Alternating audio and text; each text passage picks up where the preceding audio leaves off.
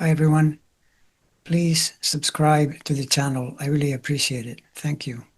So this video is an astrological report on the tragic assassination earlier today of conservative influencer, podcaster Charlie Kirk. He was killed in Orem, Utah around just after the noon hour in that time zone.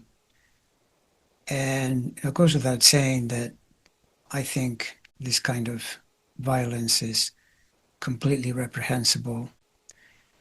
Disagreeing with someone is one thing, but committing murder to make a point is beyond reprehensible. It's just totally awful. So my point here is to say that, of course, but also now to go into the astrology to explain what was present, to correlate with what happened. And I'm looking at you through the camera, and so I'm not looking at the chart right now. Rather, I'm relating to the memory of it. This is something I do very frequently in my videos because it trains my mind to do astrology better and better, I think. It's the notion of remembering something clearly, even though I'm not looking at it at the moment.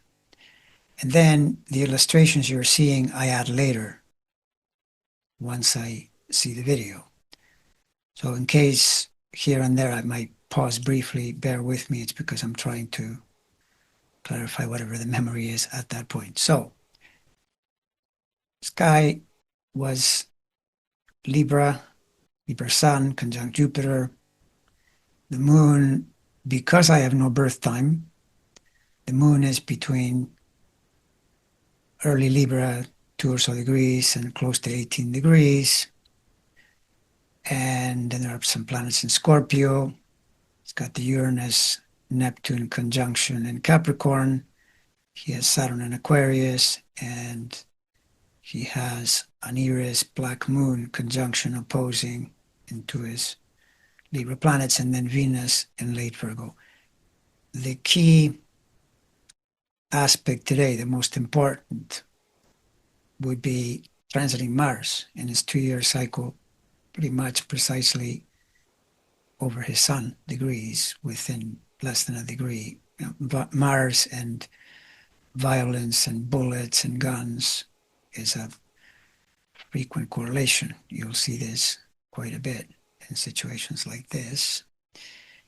And the black moon, which is, you could call it the shadiest, potentially most dangerous moon relationship. It's a point that is the furthest away from the moon. It's called the apogee. And in the psychology of a person, it would be the shadow, the shameful, dangerous part of the psyche. Although psychologically it can be transformed, it can be redeemed, and it can become something even useful in terms of personal empowerment. But that can take a while. And in a situation like this, in transit, not a good pattern to see if it's in a dangerous place. And keeping in mind that it's a 9-year cycle, if you see it somewhere meaningful, close, it's what astrology constantly does, reveal the meaningful coincidence, because it's not going to be in that spot for very long. Then it keeps moving. But where is it today? It's right there, conjoining his Sun Jupiter conjunction. It's a little past the sun, but it's making its way to a station a few days from now, precisely on the sun. In other words, he's in a black moon period. And when you see that the black moon at birth conjoining Eris, which on the downside is a very discordant planet, opposing into the sun, Jupiter, and the moon as well, that black moon is carrying dangerous energy. There's no question. Then you skip over to the Saturn cycle. Saturn just came back into Pisces as of earlier this month, thereby putting it into an opposition with his Venus. He's a Libra. Venus becomes very important. Furthermore, that Saturn has already crossed to those degrees, which it did late May, early June. And the way it works is once it does that, until it finishes with those degrees, you're in that aspect. And so somewhere in there, there is potential trouble from that opposition.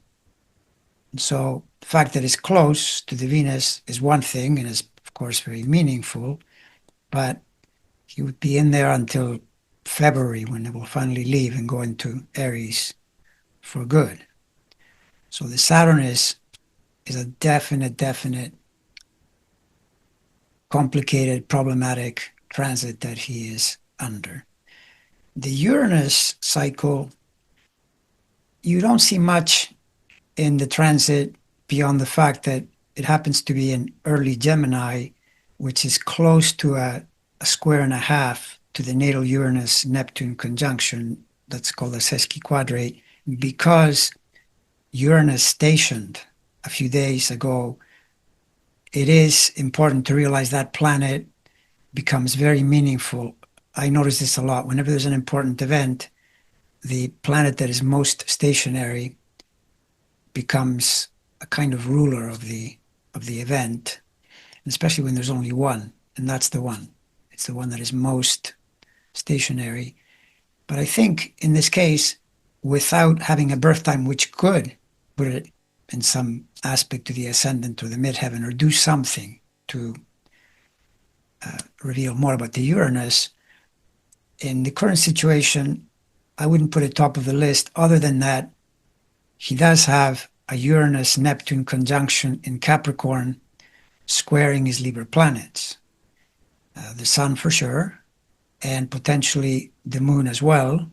It's certainly by sign, but even by degree. And that becomes another problem because Uranus and firearms, especially automatic firearms, the kind that apparently was the case here where someone is shooting from a distance, the automation pattern is very Uranian. So in that sense, Uranus is a player, but it's not the first one you look at from precise transits.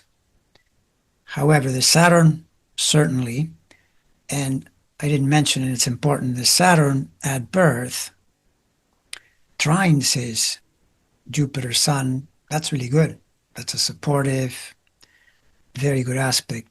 But it squares Pluto, and it does so pretty tightly. Saturn, Pluto, squares, conjunctions, and oppositions are automatically dangerous aspects to be born under. Of course, then you have to put yourself in situations where something could happen. I mean, it doesn't mean that every person that has Saturn conjunction, square, or opposition could meet such a dire fate, could find themselves in a jam like this. But it means that Saturn is carrying dangerous energy in its transits.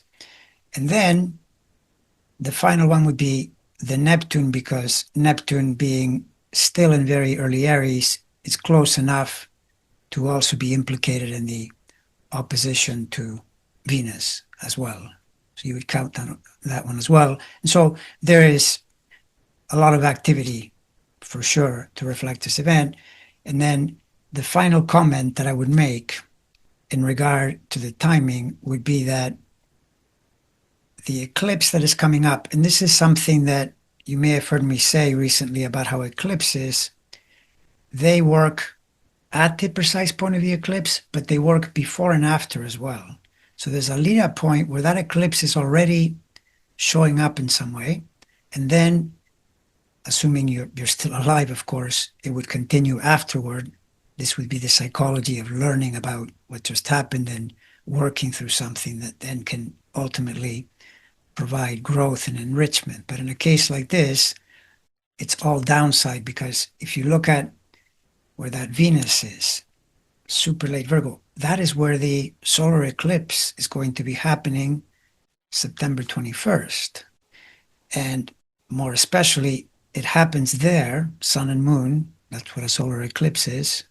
The moon has to block the sun's view. And on the other side is the Saturn. Neptune too. I mean, Neptune will still be in Aries, but it's pretty darn close. So you've got those two planets over there hyper-focusing, a big hit on the Venus. So without question, the astrology is what you would qualify as dangerous astrology, even without a birth time, which I strongly suspect would, it always does, it would clarify the situation even more.